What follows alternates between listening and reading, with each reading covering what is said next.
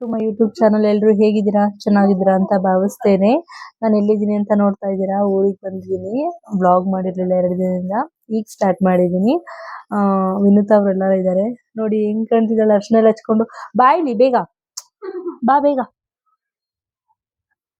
ನೋಡಿ ಹೆಂಗ್ ಕಾಣ್ತಿದ್ದಾಳೆ, ಅರ್ಶನ ಹಚ್ಕೊಂತಿರ್ಲಿಲ್ಲ, ಜುಲ್ಮೆ ಮಾಡ್ಬಿಟ್ಟು ಹಚ್ಚಿದೀನಿ ನೋಡಿ. ಬಾ, ಎಷ್ಟು ಚಂದ ಕಾಣ್ತಾವಳಲ್ಲ. ಬಾ ಜಾನು. ಅವ್ನು ಸ್ಕೂಲಿಗೆ ರೆಡಿ ಆಗಿದ್ದಾನೆ, ಈಗ ಹೋಗ್ತಾನೆ. 9 ಗಂಟೆ ಆಗ್ಬಿಟ್ಟಿದೆ ಆಲ್ರೆಡಿ. ನಾನು ಈಗಿನ ಮುಖ ತೊಳ್ಕೊಂಡು ಬರೀ ಮಾಯ್ಶ್ಚರೈಸರ್ ಅಷ್ಟೇ ಹಚ್ಕೊಂಡಿದ್ದೀನಿ. ಸ್ವಲ್ಪ ಸಂತೆಬೆನ್ನೂರಿಗೆ ಹೋಗ್ಬೇಕಿತ್ತು, ಹಾಗಾಗಿ. ಎಷ್ಟು ಗಂಟೆ ಹೋಗ್ತೀಯ ಸ್ಕೂಲಿಗೆ? 9:15 ಬಸ್ಸು. ಅದಕ್ಕೆ ಹೋಗ್ತೀನಿ. 9:30 ಅನ್ನಿಸುತ್ತೆ. ಪಾಪ ನಾಳೆ ಫಂಕ್ಷನ್ ಇದೆ, ಬಟ್ ರಜಾ ಇಲ್ಲ ಅವನಿಗೆ, ಹಂಗಾಗಿ ಇಲ್ಲೇ ಇದ್ದಾನೆ. ಫಂಕ್ಷನ್ಗೆ ನಾಳೆ ಮಧ್ಯಾಹ್ನ ಬರ್ತಾನೆ, ಯಾಕಂದ್ರೆ ಟೆಸ್ಟ್ ಇದೆಯಲ್ಲ, ಹಾಗಾಗಿ. ಈಗ ಮನೇಲಿ ಎಲ್ಲರೂ ಏನ್ ಮಾಡ್ತಾರೆ ಅಂತ ತೋರಿಸ್ತೀನಿ, ಬನ್ನಿ. ಆಗಲೇ ತಿಂಡಿನೂ ಕೂಡ ರೆಡಿಯಾಗಿತ್ತು, ಅದಕ್ಕೆ ಅಮ್ಮನಿಗೆ ಹಾಕ್ಕೊಡ್ತಿದ್ರು. ಅವರು ರೇಷನ್ ತರಕ್ಕೆ ಹೋಗ್ತಾ ಇದ್ರು ಫಂಕ್ಷನ್ನಿಗೆ, ಊಟ ಮಾಡಿಸ್ಬೇಕಲ್ವ, ಹಾಗಾಗಿ. ಇವರು ಸ್ವಲ್ಪ ಡಿಸ್ಕಷನ್ ಮಾಡ್ತಾ ಇದ್ರು ನಾಳೆ ಬಗ್ಗೆ. ಹೋಗ್ಬಿಟ್ಟು ಜಗನ ಒಂದೇ ಸಲ ಶಾಕ್ ಕೊಟ್ಬಿಟ್ಟ, ಅತ್ತೆ ಅಂದರೆ ಕಿರ್ಚ್ಬಿಟ್ಟ, ಎದ್ರು ಬಿಟ್ರು ಅವರೆಲ್ಲ. ಅದಾದಮೇಲೆ ಅಕ್ಕನ ಮನೆಗೆ ಹೋದೆ ನಾನು. ಅಲ್ಲಿ ಏನು ಮಾಡ್ತಾಯಿದ್ರು ನೋಡ್ಕೊಂಬರೋಣ, ಬರೋದೇ ಇಲ್ಲ ಅಂತಾಳೆ ಅಂತ ಅಂದ್ಬಿಟ್ಟು. ಅವಾಗೆಲ್ಲ ನಾನು ಚಿಕ್ಕವಳಿದ್ದಾಗ ಇದೆಷ್ಟು ಚಿಕ್ಕ ಚಿಕ್ಕವು ಇದ್ವಲ್ಲ, ಇವೆಲ್ಲ ಎಷ್ಟು ದೊಡ್ಡವಾಗ್ಬಿಟ್ಟಿದ್ದಾವೆ. ಈ ಗಿಡ ಮನೆ ಹತ್ರ ಹಾಕ್ಬಾರ್ದು ಅಂತ ಹೇಳ್ತಾರೆ, ಇದೇನಕ್ಕೆ ಅಂತ ಗೊತ್ತಿಲ್ಲ, ತುಂಬಾ ವಿಷ ಅಂತ ಹೇಳ್ತಾರೆ. ನನಗೂ ಅಷ್ಟು ಗೊತ್ತಿಲ್ಲ. ನಾನು ಅವಾಗ ಮನೆದಾಗ ಇದ್ವಲ್ಲ, ಅವಾಗ ಗೊತ್ತಿತ್ತು, ಇವಾಗ ಗೊತ್ತಿಲ್ಲ. ಕಡಿಸ್ಬೇಕು, ಹೇಳ್ತೀನಿ ದೊಡ್ಡ ಮನೆಗೆ ಇದನ್ನ ತೆಗಿಸ್ಬೇಕು ಅಂತೇಳಿ. ಇದೆಲ್ಲ ಎಷ್ಟೆಷ್ಟು ದೊಡ್ಡದಾಗ್ಬಿಟ್ಟಿದ್ದಾವೆ. ಹರ್ಷ ನೋಡಿ ಸ್ಕೂಲಿಗೆ ರೆಡಿ ಆಗಿದ್ದಾನೆ. ಏನಪ್ಪ, ಕುರಿ ನೋಡಿ ಹೆಂಗಿದಾವೆ ಎಲ್ಲ. ಸಣ್ಣ ಸಣ್ಣ ಮರಿಗಳು. ಬಾ ಪುಟಾಣಿ ಮರಿ ತಗೋಣ. ಸ್ಲಿಪ್ಪರ್ ಹಾಕೊಂಡಿಲ್ಲ, ಅಮ್ಮ ಬೈತಾರೆ. ನಮ್ಮ ಹರ್ಷ ಮೇಕೆ ಕರ್ಕೊಂಬರ್ತಾವನೆ, ಚಿಕ್ಕ ಹಿಡ್ಕೊಂಬೋಗೋಣ, ಗುದ್ಬಿಡುತ್ತಾ. ಇದಕ್ಕೆ ಹಳ್ಳಿ ಕಡೆ ಇದ್ರೆ ಒಂಥರ ಚಂದ ಅಂತ ಹೇಳೋದು. ನೋಡಿ ಎಷ್ಟು ಚೆನ್ನಾಗಿದೆ. ನೀನ್ ಹಿಡ್ಕೊ, ನಾನು ಹತ್ರ ಬರ್ತೀನಿ ಅಷ್ಟೇ. ಇಲ್ಲಿ ಮುಂದೆ ಬಾ. ಎಷ್ಟು ಚಿಕ್ಕ ಇದೆ ಅಲ್ವಾ, ಕ್ಯೂಟ್ ಆಗಿದೆ ಇದು.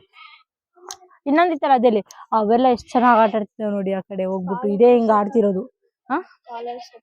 ಯಾಕೆ ಮುರಿದೋಗಿದ್ಯಾ? ಹಳ್ಳಿ ಕಡೆ ಬಂದ್ರೇನೆ ಒಂಥರ ಖುಷಿ ಅಂತ ಹೇಳ್ಬೋದು. ಎಷ್ಟು ಚೆನ್ನಾಗಿರುತ್ತೆ ನೋಡಿ ವೆದರು, ಈ ಗಾಳಿ ಇದೆಲ್ಲ ಎಷ್ಟು ಚೆನ್ನಾಗಿರುತ್ತೆ ಅಲ್ವಾ, ಎಷ್ಟು ಖುಷಿ ಆಗುತ್ತೆ ನೋಡೋಕೆ. ನಾವು ಸಿಟಿಲಿ ಇದ್ದು ಈಗ ಅಪರೂಪಕ್ಕೆ ಹೋದ್ರೆ ಒಂಥರ ಖುಷಿ ಆಗುತ್ತೆ ನೋಡಿ. ಅಲ್ಲಿ ತೋರಿಸ್ರಿ ಎಷ್ಟು ಚೆನ್ನಾಗಿದೆ ಅದು. ಬಾ ಬಾ ಬಾ, ಬನ್ನಿ ಬನ್ನಿ ಬನ್ನಿ ಬನ್ನಿ ಬನ್ನಿ. ನೋಡಿ ನೋಡಿ ನೋಡಿ, ಸ್ವಲ್ಪ ಮನೆ ಕನ್ಸ್ಟ್ರಕ್ಷನ್ ಮಾಡ್ಕೊಳ್ತಿದ್ದಾರೆ ಅನ್ಸುತ್ತೆ. ಇದೆಲ್ಲ ಸ್ವಲ್ಪ ತೆಗೆದ್ಬಿಟ್ಟಿದ್ದಾರೆ. ಇದೇನ್ ಬೆಂಡೆಲ್ಲ ಏನಕ್ಕೆ ಹಾಕಿರೋದು? ಅದೇನೋ ಜೋಳದ ಹುಳ ಆಗಿದೆಯಂತೆ, ಹಂಗಾಗಿ ತೆಗೆಸ್ಬಿಟ್ಟಿದ್ದಾರೆ. ಎಲ್ಲ ಕ್ಲೀನ್ ಮಾಡ್ಕೊಳ್ತವ್ರೆ, ಹಂಗಾಗಿ ಮೆಸ್ಸಿ ಮೆಸ್ಸಿ ಆಗಿದೆ. ಹಿಂದೆಲ್ಲ ಕ್ಲೀನ್ ಮಾಡಿದಾರಾ? ಎಲ್ಲ ಫುಲ್ ಚೇಂಜ್ ಆಗ್ಬಿಟ್ಟಿದೆ. ನಾನು ಹೋಗಿ ಬರೋ ಅಷ್ಟರಲ್ಲಿ ಫುಲ್ ಅಂದ್ರೆ ಫುಲ್ಲೇ ಚೇಂಜ್ ಆಗ್ಬಿಟ್ಟಿದೆ. ಬಾ, ಬಂದೆ ಒಂದು ನಿಮಿಷ.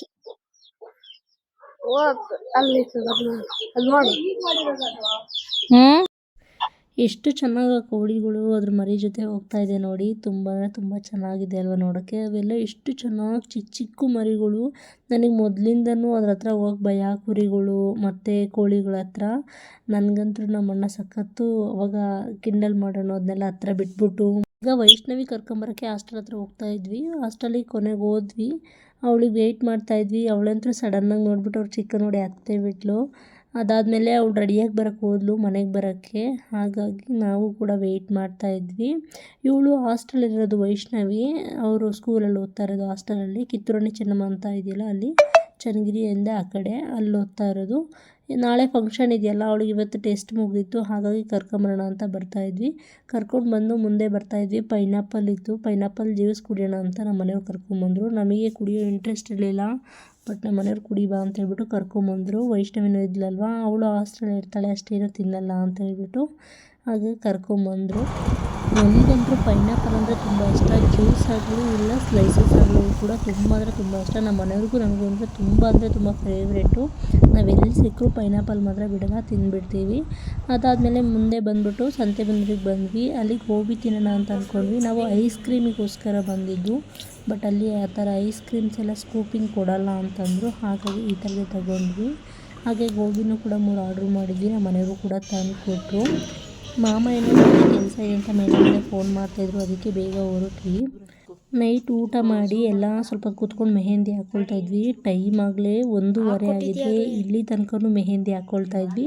ನಾನು ಮಧ್ಯಾಹ್ನನೇ ವಿನೂತನಿಗೆ ಬೇಗ ಹಾಕ್ಬಿಟ್ಟೆ. ಯಾಕೆ ಅಂತಂದರೆ ಮತ್ತೆ ಮಧ್ಯಾಹ್ನ ಟೈಮ್ ಸಿಗಲ್ಲ ಅಂತ ಹೇಳ್ಬಿಟ್ಟು ಅವಳಿಗೆ ಬೇಗ ಮುಗಿಸ್ಬಿಟ್ಟೆ. ಈಗ ನಾವು ಹಾಕ್ಕೊಳ್ತಾ ಇದ್ದೀವಿ. ವೈಷ್ಣವಿ ಅವ್ಳಿಗೆ ಇಷ್ಟ ಬಂದಂಗೆ ಫೋನಲ್ಲಿ ನೋಡ್ಕೊಂಡು ಹಾಕ್ಕೊಂಡಿದ್ದಾಳೆ. ಇದಕ್ಕೆ ನೋಡ್ಬಿಟ್ಟು ಅಂತೂ ಬ್ಯಾಕ್ ಸೈಡು ಬಿದ್ದು ನಗ್ತೀರ ನೀವು. 500ಗೆ ಹಾಕ್ಕೊಟ್ಬಿಡ್ತಾಳೆ. ತಿರುಗಿಸು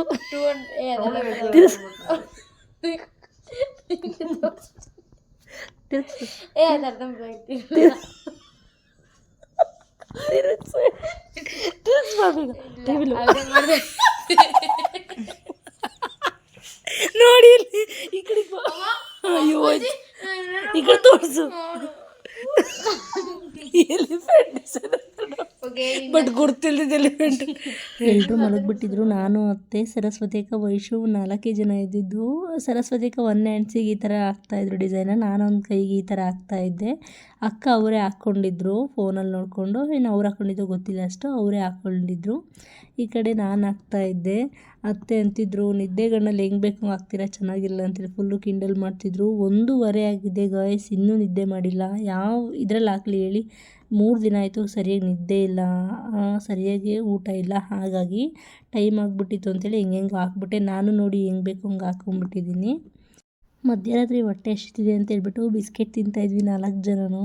ನನ್ನ ವ್ಲಾಗ್ನ ಇಲ್ಲಿಗೆ ಎಂಡ್ ಮಾಡ್ತೀನಿ. ಮತ್ತೆ ಬೆಳಗ್ಗೆ ಫಂಕ್ಷನಲ್ಲಿ ಸಿಗ್ತೀನಿ. Bye. Thank you for watching.